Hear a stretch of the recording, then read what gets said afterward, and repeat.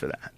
But I think Mighty Mouse takes less damage, is destroying more guys more in more of a crazy, technical, impressive fashion.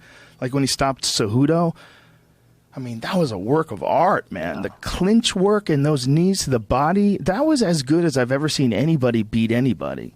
You know? I mean, that was just stunning. Yeah, that's the highest level of mixed martial arts. His defense, too. Like, when he went to the ground, when Cejudo took him to the ground, he's got butterflies in, he's moving, he gets back up to his feet. I mean, some high-level shit, man. And he had hurt Cejudo to the body, which is why Cejudo took him down. Super, super high level. So the reason I think a guy like that gets that good, especially so quick, is because he doesn't have a favorite part. He doesn't he loves the whole thing. You know those guys that they're good strikers and they love striking, so that's what they want to do all the time. Like, no, he works on everything, because for his offense to be as good and his defense to be just as good, a lot of guys just want to be offensive. Guys just want to win in the gym. Guys want to get on top and they want to stay there and they want to control. Mm-hmm. So when those guys get put on their back, they don't really know what to do. Or they have a much harder time escaping or transitioning out of that position. But not a guy like that. Those are the best guys in the world. You look at DJ, you look at Dom. I mean, even Conor, right? The Nate fight is a bad example because that was the first time he was in a fight in the UFC, and he didn't like it. The second time he did better, but the same thing with Chad. The little bit of a fight he was in with Mendez, when he was on his back, he did some work, got back to his feet. He wasn't so uncomfortable with a dominant wrestler like that on top that he wasn't going to be able to get back up.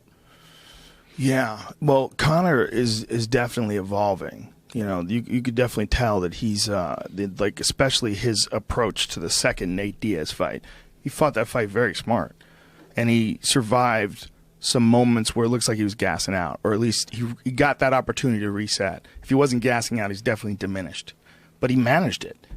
He managed it much better than the first time. Because, I mean, when he got in trouble that first time, he did try to change the game. But when it wasn't in his favor, it was like, I kind of want out of here. His spirit, I mean, as a fighter, I look at that and I'm like, his spirit kind of broke there.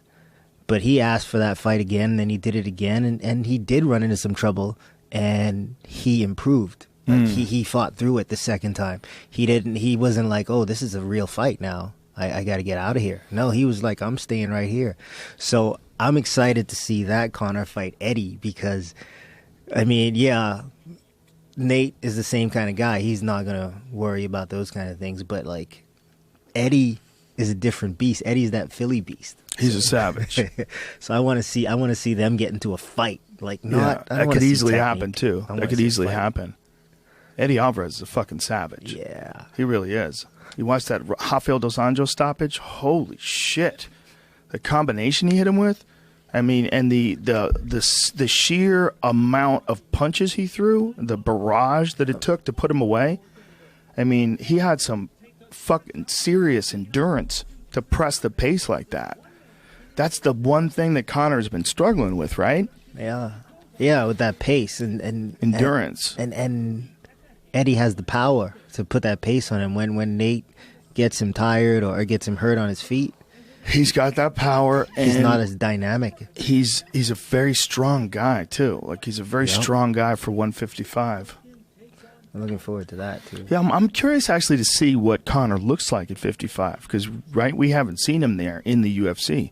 We've seen 45, and then you've seen him cut no weight and weigh like 169, I think he weighed, against Nate. It would be interesting to see what does Conor look like when he's at 155. I mean, that might be the perfect weight for him. It's entirely possible we might see a better McGregor at 155.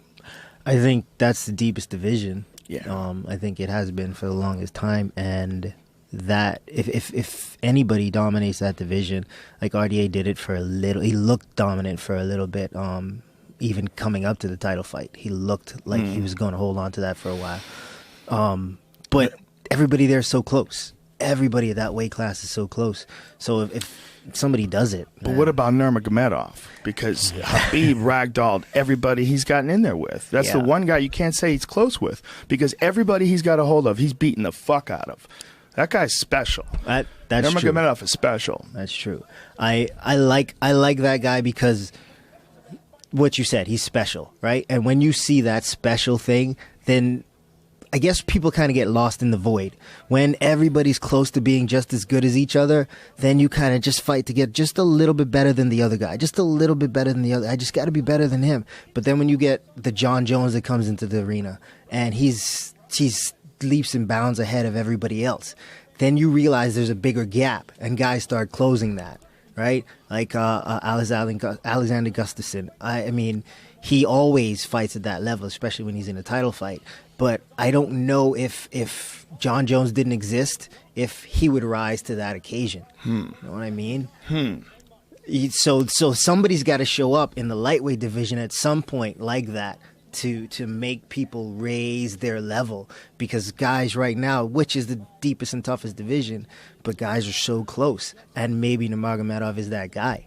Well, he certainly has been when it comes to grappling. Like what he did to Dos Anjos was pretty stunning, you know, because I was like, man, Dos Anjos is a legit Brazilian Jiu-Jitsu black belt, super strong guy, really good on the ground. And it just seemed like Nurmagomedov just got a hold of him and just did whatever the fuck he wanted to once he got him on the ground. Just throws dudes around. It's almost like he's built different. But he doesn't, you know, like if Gleason Tebow was doing that to dudes, I'd go, that makes sense. Look at that fucking guy. But when Nurmagomedov does it, it's not necessarily just some overwhelming physical attribute. It's his technique and his aggression. Just super fucking aggressive and tight with his grappling and his positioning. His ground and pound is horrific. He's a scary dude, man.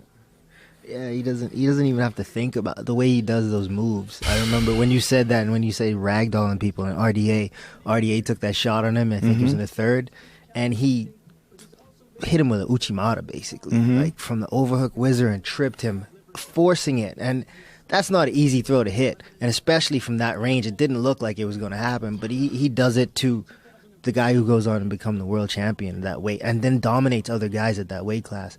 Yeah, like that guy is special, man. I want to see him improve his stand up and just get better. I want to see him do things like DJ is, you know, just working on his weaknesses, and because I mean, that guy would never lose.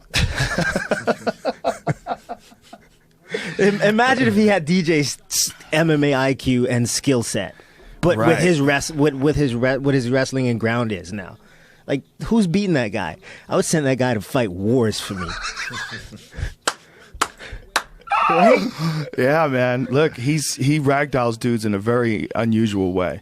Every now and then a guy will come up like that can do that. And he does it with like this intensity and aggression. Like Damian Maia ragdolls a lot of people too, especially lately. He gets a hold of guys like he did with Rick Story, but he's doing it in like this technical squeezy way. You know, when Nurmagomedov gets a hold of dudes, it's just smash. Everything is smash. He's driving you into the ground and smashing you into the ground and smashing when you're on top of you.